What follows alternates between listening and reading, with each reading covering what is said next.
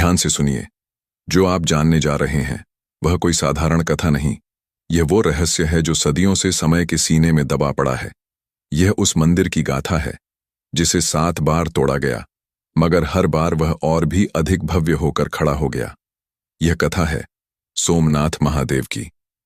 चंद्रदेव का पश्चाताप और प्रथम मंदिर का निर्माण। कहा जाता है कि ब्रह्मांड के प्रारंभिक काल में चंद्रदेव को अपने तेज और रूप का अत्यधिक गर्व हो गया था। उन्होंने दक्ष प्रजापति की 27 कन्याओं से विवाह तो कर लिया, लेकिन विशेष प्रेम केवल रोहिणी से ही करते थे। इस पक्षपात से क्रोधित होकर दक्ष ने चंद्र को क्षय रोग का शाप दे दिया। उनके शरीर से चमक जाती रही, तेज लुप्त होने लगा। तब देवताओं की सलाह पर चंद्रदेव ने प्रभास क्षेत्र में आकर भगवान शिव की तपस्या की। वर्षों की तपस्या के बाद महादेव प्रकट हुए और उन्हें शाप से मुक्ति दी। इसी स्थान पर कृतज्ञ चंद्र ने सोमनाथ नामक शिवलिंग की स्थापना की। यही था सोमनाथ का पहला मंदिर। प्राचीन काल का वैभव और वेदों में उल्लेख। सोमनाथ मंदिर का वर्णन ऋग्वेद, स्कंद पुराण और शिव पुराण में मिलता है। इसे ज्योतिर्लिंगों में प्रथम स्थान प्राप्त है। यह कोई साधारण शिवलिंग नहीं था, बल्कि वह जिसे स्वयंभू कहा गया, जो प्रकट हुआ, बनाया नहीं गया। प्राचीन भारत के समुद्री मार्गों पर स्थित प्रभास क्षेत्र न केवल आध्यात्मिक केंद्र था, बल्कि व्यापार और संस्कृति का संगम भी। यहाँ के मंदिर में घंटों की घंटियों की ध्वनि समुद्र की लहरों के साथ मिलकर एक दिव्य वातावरण बनाती थी। विनाश की पहली आंधी, महमूद गजनवी का आक्रमण 1025 ई। भारत के गौरवशाली इतिहास पर पहला क्रूर आघात पड़ा 1025 ई में, जब अफगानिस्तान से आया महमूद गजनवी। उसने मंदिर की अद्भुत संपत्ति की कहानियां सुनी और 5000 सैनिकों के साथ इस पवित्र धाम पर आक्रमण कर दिया। कहा जाता है कि मंदिर के गर्भगृह में 50,000 से अधिक स्वर्ण रत्न जड़ित मूर्तियां थीं। सोमनाथ के पुजारियों ने अपनी आस्था को बचाने के लिए प्राणों की आहुति दी, मगर महमूद ने मंदिर को तोड़ दिया, शिवलिंग को खंडित किया और संपत्ति लूटकर गजनी ले गया। बार बार बना, बार बार टूटा। इतिहास गवाह है कि इस मंदिर को सिर्फ महमूद ने नहीं, बल्कि बाद में दिल्ली सल्तनत के शासकों, सुल्तानों और मुगलों ने भी कई बार तोड़ा। 1297 ई में अलाउद्दीन खिलजी के सेनापति ने हमला किया। 1393 में जफर खान ने विध्वंस किया। 1663 में औरंगजेब ने अंतिम बार मंदिर तोड़वाया और वहां मस्जिद बनवाने का आदेश दिया, लेकिन हर बार मंदिर का पुनर्निर्माण हुआ। हर बार श्रद्धालु लौटे, हर बार सोमनाथ फिर से खड़ा हुआ, और यही उसकी महिमा है। ब्रिटिश काल और मंदिर का मौन। अंग्रेजों के काल में सोमनाथ मंदिर एक खंडहर जैसा बन गया था। समुद्र की लहरों के बीच वीरान पड़ा वह शिवलिंग प्रतीक्षा कर रहा था पुनः जागरण की। अंग्रेजों ने मंदिर की भव्यता का अध्ययन तो किया, लेकिन पुनर्निर्माण में कोई रुचि नहीं दिखाई। स्वतंत्रता के बाद पुनर्निर्माण का संकल्प 1947 में भारत आजाद हुआ। अगले ही वर्ष सरदार वल्लभ भाई पटेल सोमनाथ पहुंचे। उन्होंने मंदिर को देखकर प्रण लिया, इस मंदिर को फिर से उसी स्थान पर उसी भव्यता के साथ बनाया जाएगा। 1950 में उन्होंने इसके पुनर्निर्माण की नींव रखी। पटेल का स्वप्न था कि यह सिर्फ एक मंदिर नहीं, भारत के आत्मगौरव का प्रतीक बने। 1971 में मंदिर का उद्घाटन हुआ, लेकिन सरदार पटेल तब तक इस दुनिया को छोड़ चुके थे। उनके स्थान पर डॉ. राजेंद्र प्रसाद ने मंदिर में पूजा की और कहा, इतिहास ने भारत को बार बार अपमानित किया है, पर यह पुनर्निर्माण हमारी आत्मा की विजय है। रहस्य जो आज भी अनसुलझे हैं। सोमनाथ मंदिर के बारे में कई रहस्य आज भी वैज्ञानिकों और आस्थावानों को चौंकाते हैं। चुंबकीय शक्ति और समुद्र रेखा। मंदिर की स्थापना इस तरह हुई है कि मंदिर के गर्भगृह से दक्षिण दिशा में 5000 किमी तक कोई धरती नहीं। सीधी रेखा में अंटार्कटिका तक केवल समुद्र। इसे बाणस्तंभ कहते हैं। यह भी कहा जाता है कि प्राचीन मंदिर की शिखर रेखा पर कोई चमत्कारी चुंबकीय शक्ति थी, जिससे शिवलिंग हवा में लटका रहता था। हालांकि इसका कोई ठोस प्रमाण आज नहीं है। समुद्र द्वारा हर वर्ष पूजा। स्थानीय जनश्रुति है कि साल में एक बार समुद्र की एक विशेष लहर सीधे मंदिर के शिवलिंग तक आती है, जैसे स्वयं समुद्र भगवान को जल अर्पित कर रहा हो। यह घटना किसी विशेष ज्योतिर्लिंग दिन पर ही होती है। जीवन की सीख। आस्था कभी नहीं मरती, सोमनाथ मंदिर सिर्फ पत्थरों की रचना नहीं, यह भारत की आत्मा है। यह उस भावना का नाम है जिसे कोई आक्रमण, कोई विध्वंस, कोई शासक समाप्त नहीं। बर्फ से ढंकी एक रहस्यमयी गुफा जो साल के 10 महीनों तक मौन साधे रहती है, जहां न कोई मनुष्य जाता है, न ही कोई सामान्य जीव। लेकिन जब सावन आता है तो लाखों श्रद्धालु अपनी जान हथेली पर रखकर निकल पड़ते हैं, एक झलक के लिए, उस एक झलक के लिए जो श्रद्धा को प्रबल और विज्ञान को मौन कर देती है। यह केवल एक यात्रा नहीं, यह एक आत्मिक विस्मय है, क्योंकि यह यात्रा है बाबा अमरनाथ की। एक ऐसी गुफा जहां बर्फ से स्वयं शिव प्रकट होते हैं, न कोई मूर्तिकार, न कोई मूर्ति, सिर्फ हिम और उसमें बसे शिव। यह सिर्फ एक गुफा नहीं, यह साक्षात अमृतत्व का द्वार है। अमरनाथ गुफा हिमालय की गोद में स्थित एक चमत्कार जम्मू और कश्मीर की राजधानी श्रीनगर से लगभग 135 किलोमीटर उत्तर पूर्व दिशा में स्थित है। अमरनाथ की पवित्र गुफा जो समुद्र तल से करीब 13,600 फीट की ऊंचाई पर स्थित है। गुफा का आकार बाहर से सामान्य लगता है, लेकिन भीतर प्रवेश करते ही मन ठिठक जाता है। गुफा की लंबाई लगभग 19 मीटर, चौड़ाई 16 मीटर और ऊंचाई 11 मीटर है। लेकिन इन संख्याओं से परे है उसका आध्यात्मिक भार, क्योंकि यहीं पर वर्ष में एक बार प्रकट होता है स्वयंभू हिमलिंग, जो कि पूर्णतया प्राकृतिक होता है। हिमलिंग कैसे बनता है? चमत्कार या विज्ञान? यह शिवलिंग किसी मूर्ति की तरह गढ़ा नहीं गया, बल्कि यह तो हर वर्ष गुफा की छत से टपकने वाली बूंदों से अपने आप आकार लेता है। जैसे जैसे चंद्रमा बढ़ता है, वैसे वैसे यह शिवलिंग भी आकार लेता है। श्रावण पूर्णिमा पर इसका स्वरूप सबसे ऊंचा होता है, कभी कभी 10-18 फीट तक। फिर जैसे ही चंद्रमा घटने लगता है, यह हिमलिंग भी धीरे धीरे लुप्त हो जाता है। यह प्रक्रिया विज्ञान को चौंका देती है। इस बर्फ की विशेषता यह है कि यह कठोर और टिकाऊ होती है, जबकि आसपास की सामान्य बर्फ हाथों में रखते ही पिघल जाती है। तो क्या यह मात्र प्राकृतिक घटना है या फिर कोई दिव्य संकेत?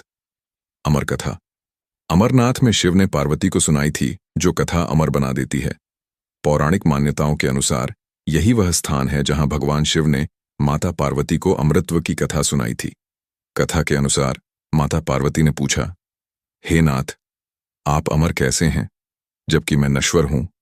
तब शिव ने उत्तर दिया, यह मेरे अमर ज्ञान का परिणाम है, एक ऐसी अमर कथा जिसे यदि कोई भी सुन ले तो वह अमर हो सकता है। लेकिन यह कथा अत्यंत गुप्त थी। शिव नहीं चाहते थे कि कोई और उसे सुने, इसलिए उन्होंने अपने नंदी, चंद्रमा, सर्प, गणेश और पंचतत्वों को रास्ते में ही अलग अलग स्थानों पर त्याग दिया और अंत में वे माता पार्वती को लेकर पहुंचे अमरनाथ की गुफा में। अमर कबूतर, क्या वे आज भी जीवित हैं? जब कथा शुरू हुई, माता पार्वती बीच बीच में हुंकार भरती रहीं, लेकिन कुछ समय बाद वे नींद में लीन हो गईं।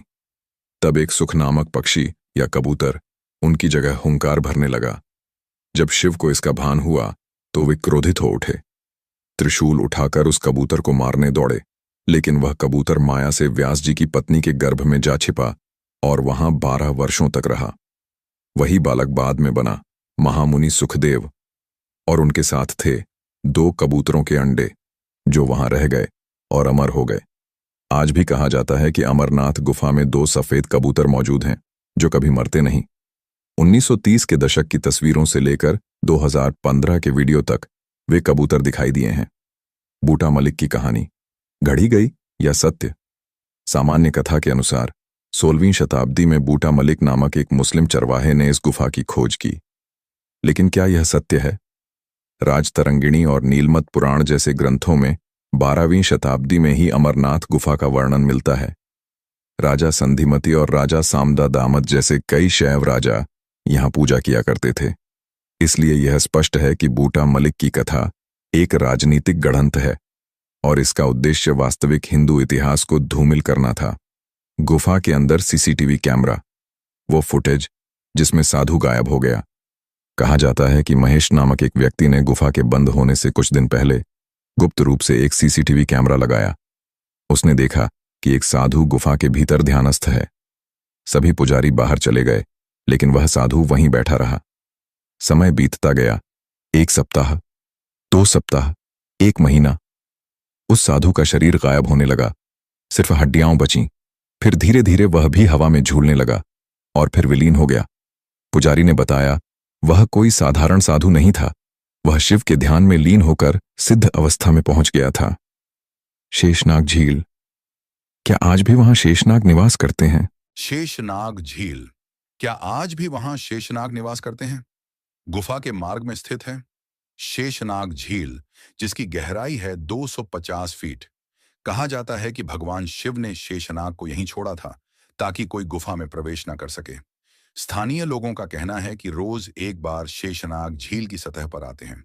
कुछ भक्तों ने शेषनाग की परछाई देखने का दावा भी किया है। यात्रा विवरण। कैसे करें अमरनाथ की यात्रा? अमरनाथ यात्रा की शुरुआत होती है सरकारी पंजीकरण से। फिटनेस सर्टिफिकेट अनिवार्य है। 2 रास्ते हैं। पहलगाम मार्ग 46 किमी, आसान लेकिन लंबा बालटाल मार्ग 14 किमी, कठिन लेकिन छोटा आपको मिलते हैं। पड़ाव: चंदनवाड़ी पिसू टॉप, शेषनाग महागुण्स पास पंचतरणी और फिर गुफा। हर पड़ाव पर ऑक्सीजन की कमी और मौसम की चुनौती रहती है, लेकिन श्रद्धा हर बाधा को पार करती है। अमरनाथ यात्रा पर आतंकी हमले। आस्था बनाम आतंक। 1999 से लेकर 2017 तक अमरनाथ यात्रा पर 14 से अधिक आतंकी हमले हो चुके हैं। सबसे भयावह हमला हुआ 1 अगस्त 2000 को, जिसमें 32 श्रद्धालु मारे गए। 2017 में एक बस पर हमला हुआ जिसमें 8 भक्तों की जान गई। लेकिन आज भी भक्त कहते हैं, हम फिर आएंगे बाबा के दरबार में। क्या शिव केवल प्रतीक हैं या जीवित उपस्थिति? जब आप अमरनाथ गुफा के सामने खड़े होते हैं, ठंडी हवाओं में घंटियों की गूंज, हर हर महादेव के जयकारे और सामने हिम से बना शिव, आपका तन, मन और आत्मा एक साथ झुक जाते हैं। यह अनुभव बताने से नहीं, सिर्फ जीने से समझ में आता है। बाबा अमरनाथ की गुफा हमें यह याद दिलाती है कि जब आस्था अडिग हो तो हिमालय भी रास्ता देता है। यह केवल यात्रा नहीं, यह मुक्ति का मार्ग है। हर हर महादेव। जय बाबा अमरनाथ।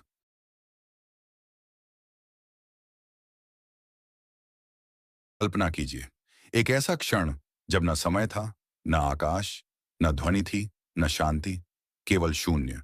और फिर उस शून्य से निकला एक जलता हुआ प्रकाश स्तंभ, जिसकी कोई शुरुआत नहीं थी, कोई अंत नहीं।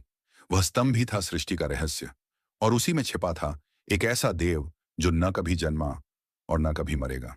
यह है कथा आदिदेव महादेव की, शिव की, जिनकी उत्पत्ति स्वयं सृष्टि से भी पहले हुई थी। आइए जानते हैं भगवान शिव का जन्म कैसे हुआ और क्यों उनका अस्तित्व आज भी एक रहस्य है। हिंदू धर्म में ब्रह्मा, विष्णु और शिव को त्रिदेव कहा जाता है। ब्रह्मा सृष्टि के रचयिता, विष्णु पालनकर्ता और शिव संहारक। इन तीनों का सामूहिक कार्य ही सृष्टि के चक्र को चलाता है, निर्माण, पालन और विनाश। लेकिन क्या आपने कभी सोचा है इनका जन्म कैसे हुआ? कई पुराणों में यह मान्यता है कि ब्रह्मा और विष्णु दोनों ही शिव से उत्पन्न हुए हैं। एक बार ब्रह्मा और विष्णु के बीच यह बहस छिड़ गई कि कौन अधिक श्रेष्ठ है। तभी अचानक एक अनोखा अग्नि का स्तंभ प्रकट हुआ, जिसकी ऊंचाई और गहराई दोनों अनंत थी। आकाशवाणी हुई, जो इस स्तंभ का सिरा और जड़ खोज लेगा वही श्रेष्ठ होगा। ब्रह्मा हंस बनकर ऊपर उड़े, विष्णु वराह बनकर नीचे पृथ्वी के गर्भ में गए। हजारों वर्षों की खोज के बाद भी उन्हें न शुरुआत मिली न अंत। आखिरकार जब दोनों थक गए, तभी उस स्तंभ से प्रकट हुए भगवान शिव, प्रकाश से जगमगाते, शांत और भव्य। यह अग्निस्तंभ था शिव का प्रतीक, अनंत, अज्ञेय, अविनाशी। भगवान शिव को स्वयंभू कहा जाता है, जो स्वयं प्रकट हुए, जिनका कोई जन्मदाता नहीं। शिव ना तो किसी माता पिता से जन्मे, ना ही किसी युग विशेष में उत्पन्न हुए। वे हैं जब कुछ नहीं था, और जब सब कुछ नष्ट हो जाएगा तब भी होंगे। इसीलिए उन्हें आदिदेव, महाकाल और नटराज भी कहा जाता है। एक अन्य पौराणिक कथा: ब्रह्मा ने जब 4 पुत्र सनक, सनंदन, सनातन और सनत कुमार उत्पन्न किए तो उन्होंने गृहस्थ धर्म स्वीकारने से इनकार कर दिया। ब्रह्मा को क्रोध आया और उसी क्रोध से उनकी भ्रुकुटी, भौं के बीच से एक बालक उत्पन्न हुआ, नीले और लाल रंग का, क्रोध से कांपता हुआ। उस बालक ने जोर से चिल्लाया और ब्रह्मा ने उसे कहा, तू है मेरा रुद्र, संहार का रूप। इसके बाद 11 रुद्र रूपों की उत्पत्ति हुई: मन्यु, महिनस, वामदेव, महादेव, ईशान आदि। यही रुद्र आगे चलकर शिव के विभिन्न रूप माने गए। भगवान शिव का सबसे बड़ा प्रतीक है शिवलिंग। यह कोई मूर्ति नहीं, बल्कि ब्रह्मांडीय ऊर्जा का रूप है। यह जीवन की रचना और पुनर्निर्माण का प्रतीक है। भारतवर्ष में हजारों शिवलिंग हैं। केदारनाथ, अमरनाथ, सोमनाथ से लेकर काशी विश्वनाथ तक हर स्थान पर शिव एक नए रूप में प्रकट होते हैं। कई पुराणों में यह भी बताया गया है कि आदि शक्ति देवी पार्वती स्वयं सृष्टि की मूल चेतना है। इन्हीं से ब्रह्मा, विष्णु और शिव उत्पन्न हुए। जब सृष्टि में अज्ञान, मोह और अहंकार फैलता है, तब शिव प्रकट होते हैं। कभी वीरभद्र बनकर, कभी काल भैरव बनकर वे संहार करते हैं। पर यह संहार एक नई सृष्टि की नींव होता है। आज हम जिस शिव को पूजते हैं, वे केवल एक देव नहीं हैं। वे हैं एक ऊर्जा, एक चेतना, एक रहस्य। उनका जन्म न वैज्ञानिकों को समझ में आया, न अर्षियों ने उन्हें पूरी तरह परिभाषित किया। वे शून्य और अनंत दोनों हैं। अगर आपको शिव के इस रहस्य से कुछ सीखने को मिला, तो कमेंट करें ओम नमः शिवाय। और इस रहस्य को औरों तक पहुंचाने के लिए इस वीडियो को लाइक करें, शेयर करें और चैनल को सब्सक्राइब करें।